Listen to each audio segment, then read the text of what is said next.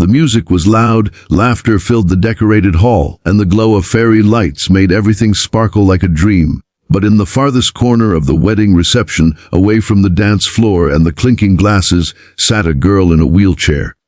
Her eyes followed the crowd, full of longing, but not a single person seemed to notice her.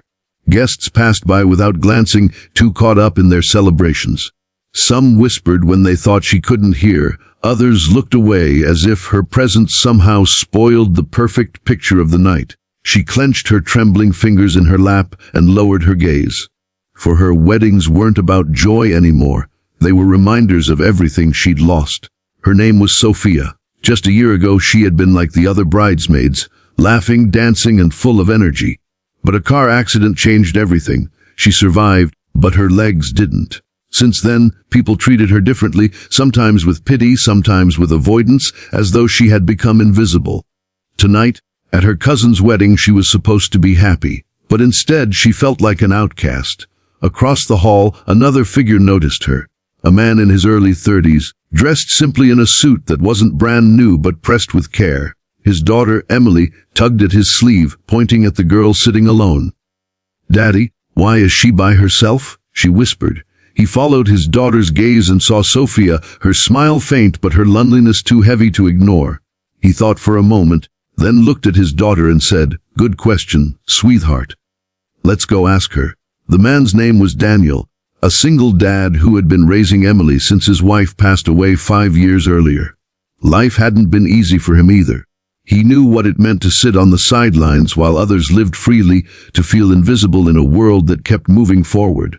They walked over, and Emily beamed with her innocent smile. "Hi, I'm Emily. Do you want to dance with us?" Sophia blinked, surprised. Nobody had spoken to her all night, let alone asked her to join.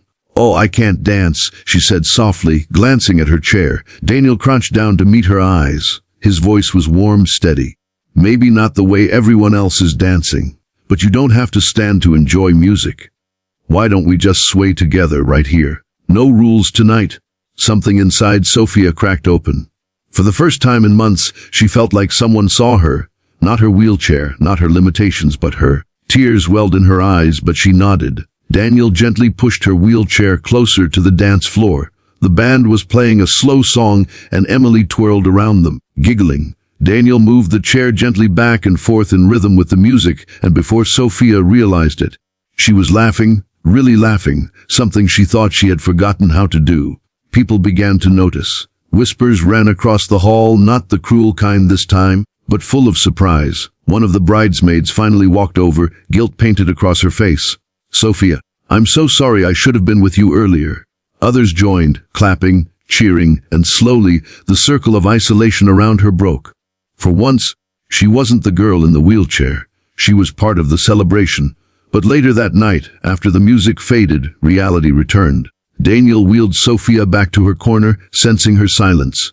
"You look like you're carrying a mountain," he said gently. Sophia's voice cracked as she spoke.